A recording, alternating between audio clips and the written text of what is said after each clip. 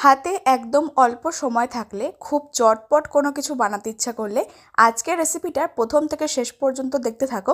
আশা করি তোমাদের ভীষণই ভালো লাগবে আর এটা খেতে কিন্তু দুর্দান্ত হয়। তো আজকের রেসিপি শুরু করার জন্য প্রথমে এখানে একটা প্লেটের মধ্যে নিয়েছিলাম দুটো বড় সাইজের টুকরো করে কেটে রাখা আলু। আর আলুগুলোকে মাঝখান থেকে দু টুকরো করে আমি নুন দিয়ে সেদ্ধ করে রেখেছি। তোমরা চাইলে আলুর পরিমাণটা বাড়াতে পারো। তো আমি এখানে দুটো আলু মাঝখান থেকে কেটে নুন দিয়ে সেদ্ধ করে রেখেছিলাম। এবার একটা ধারালো ছুরির সাহায্যে আলুগুলোকে এরকম পাতলা পাতলা স্লাইস করে কেটে নিচ্ছি। আর আলুগুলো যেহেতু সেদ্ধ করা রয়েছে তার জন্য কিন্তু খুব সহজে এভাবে কেটে নেওয়া যাচ্ছে। একটা ধারালো ছুরির সাহায্যে একদম পাতলা স্লাইস করে আলুগুলোকে কেটে নিচ্ছি। আর একই রকম করে সমস্ত আলুগুলোকে এভাবে কেটে নিয়েছিলাম। তারপর একটা ফ্রাই প্যান বসিয়ে দিয়েছি গ্যাসের ওপর।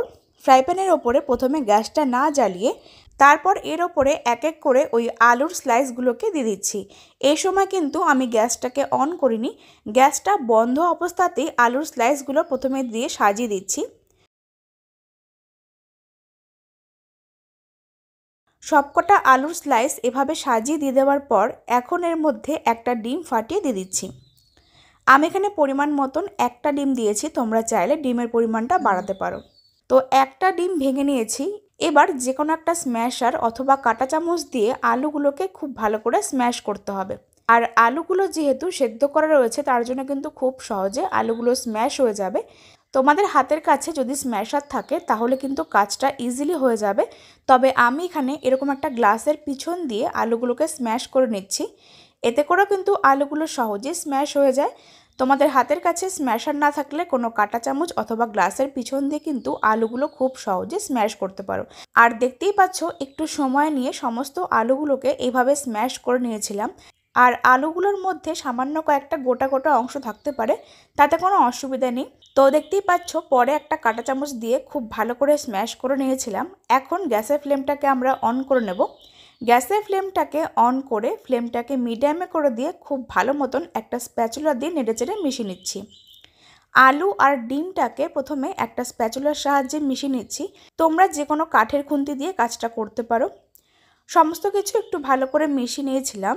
এখন আমরা এর মধ্যে অ্যাড করছি এরকম বাটির এক বাটি ময়দা। তোমরা ময়দা না থাকলে আটা দিয়েও করতে পারো, তাতে কিন্তু কোনো অসুবিধা নেই। আটা অথবা ময়দা তোমরা নিয়ে নেবে। তো আমি এখানে এক বাটি ময়দা নিয়েছি। তো সেটাকে অল্প অল্প করে এর মধ্যে অ্যাড করতে হবে। আর তারপরে ডিম আর আলুর সাথে খুব ভালো করে মিশিয়ে নিতে হবে। ময়দাটা আমি এখানে একেবারে অ্যাড করছি না, কয়েকটা ভাগে অল্প অল্প করে অ্যাড করছি। তো এবার এর মধ্যে টেস্টের জন্য অ্যাড করছি সামান্য পরিমাণ নুন অথবা হাফ চা চামচ নুন দিচ্ছি। 2 থেকে 3টে কাঁচা লঙ্কা কুচি, ঝাল মতন তোমরা কাঁচা লঙ্কাটা ব্যবহার করবে। আর দিচ্ছি সামান্য পরিমাণ একটু হলুদের গুঁড়ো। তোমরা চাইলে হলুদটাকে স্কিপ করতে পারো, তবে আমি এখানে অল্প করে হলুদটা ব্যবহার করেছিলাম। আর সব শেষে অ্যাড করছি সামান্য পরিমাণে আদা রসুন বাটা। 2 কোয়া রসুন আর একদম সামান্য একটু আদা খুব ভালো করে গ্রেট করে রেখেছিলাম, সেই আদা রসুনটা এর মধ্যে অ্যাড করে দিয়েছি একটা সুন্দর ফ্লেভারের জন্য। আর তারপর অ্যাড করেছি সামান্য পরিমাণ একটু জল। জলটা অ্যাড করলে একটা সুন্দর বাইন্ডিংয়ের কাজ করে, তার জন্য আমি এখানে অল্প করে জলটা অ্যাড করেছি। তারপর আবারও ফ্লেমটাকে মিডিয়ামে করে দিয়ে খুব ভালো করে মিশিয়ে নিতে হবে। তো সমস্ত কিছু ভালো করে মিশিয়ে নিয়েছি। তারপর আবারও বাকি ময়দাটা এর মধ্যে অ্যাড করে দিচ্ছি। আবারও একটু সামান্য পরিমাণ জল অ্যাড করে খুব ভালো করে মিশিয়ে নিতে হবে। এইভাবে কিন্তু মিশ্রণটাকে মিশিয়ে একটা আঠালো ভাব করে নিতে হবে।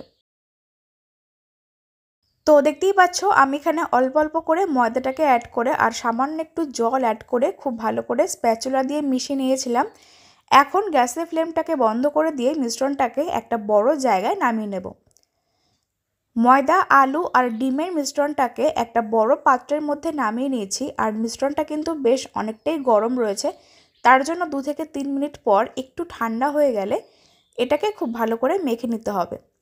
হাতটা সয়ে একটু গরম থাকতে থাকতে কিন্তু মেখে নিতে হবে, তা না হলে কিন্তু মিশ্রণটা ভালোভাবে মেখে নেওয়া যাবে না। তো মাখতে মাখতে আমি এই অবস্থায় অ্যাড করছি 2 চা চামচ সাদা তেল। যেহেতু আমি ওর মধ্যে কোনো রকম তেল ব্যবহার করিনি তার জন্য আমি এখানে অল্প করে তেলটা অ্যাড করেছি, এতে করে একটা সুন্দর ময়ামের কাজ করবে। তেলটাকে দিয়ে খুব ভালো করে মিশ্রণটাকে মেখে নিতে হবে। আর সামান্য পরিমাণ একটু আটা থেকে গেছিলো, সেই বাকি আটাটা এর মধ্যে অ্যাড করে দিয়েছি। আর অল্প একটুখানি জল অ্যাড করে দিয়েছিলাম। যাতে করে মিশ্রণটা আমাদের মেখে নিতে খুবই সুবিধা হয়। তোমরা কিন্তু বুঝে মিশ্রণটাকে মেখে নেবে। আর যেহেতু এর মধ্যে সেদ্ধ আলু আর ডিম দেওয়া রয়েছে, তার জন্য কিন্তু মিশ্রণটা মাখতে খুব বেশি জলের প্রয়োজন হবে না। অল্প করে একটু জল অ্যাড করে দেখো মিশ্রণটা কিন্তু খুব ভালো করে মেখে নিয়েছিলাম। এখন মিশ্রণটাকে ঢাকা চাপা দিয়ে 5 থেকে 10 মিনিট একটু রেস্টে রেখে দিচ্ছি। 5 থেকে 10 মিনিট পর হাতটা ভালো করে ধুয়ে এখন এর থেকে কয়েকটা লেচি কেটে নিচ্ছি। এই রেসিপিগুলো একটু মোটা মোটা আর বড় করে খেতেই ভালো লাগে, তার জন্য আমি এখানে আকারে বড় বড় করে লেচিগুলোকে কেটে নিচ্ছি। তোমরা চাইলে নিজের পছন্দ মতন লেচিগুলোকে কাটতে পারো। আমি এখানে এরকম সাইজ রেখে বেশ কয়েকটা লেচি কেটে নিয়েছিলাম। তারপর এর থেকে একটা লেচি নিয়ে প্রথমে শুকনো আটা অথবা ময়দা ছড়িয়ে ভালো করে বেলে নিতে হবে। আমি এখানে পরোটাগুলোকে গোল করে বেলছি, তোমরা চাইলে চৌকো শেপ করেও বেলতে পারো অথবা ত্রিকোণ করেও বেলতে পারো। তো দেখতেই পাচ্ছ আমি এখানে সামান্য পরিমাণ ময়দা ব্যবহার করে খুব ভালো করে বেলে নিচ্ছি। আর একটু মোটা রেখে কিন্তু পরোটাগুলোকে বেলে নিতে হবে। তো বন্ধুরা, হাতের কাছে একদম সামান্য কিছু উপকরণ থাকলে চটজলদি কোনো মুখরোচক রেসিপি বানাতে ইচ্ছা করলে আজকের রেসিপিটা অবশ্যই ট্রাই করে দেখতে পারো। খেতে কিন্তু একদমই অন্যরকম হয়, বাচ্চা থেকে শুরু করে বড়রা কিন্তু খেতে ভীষণই পছন্দ করবে। বাচ্চাদের টিফিনের জন্য অথবা অফিসে লাঞ্চ বক্সে কিন্তু অবশ্যই রেসিপিটা বানিয়ে সার্ভ করতে পারো। তো দেখতেই পাচ্ছ আমি এখানে একই রকম করে বেশ কয়েকটা পরোটা বেলে নিয়েছিলাম। তারপর এগুলোকে ভেজে নেওয়ার জন্য গ্যাসের উপর একটা ফ্রাই প্যান বসিয়ে দিয়েছি। ফ্রাই প্যানটাকে প্রথমে গরম করে তারপর এক একটা পরোটা দিয়ে উল্টে পাল্টে প্রথমে সেঁকে নিতে হবে। তারপর অল্প পরিমাণে একটু তেল দিয়ে এপিট ওপিট উল্টে পাল্টে গোল্ডেন করে ভেজে নেব।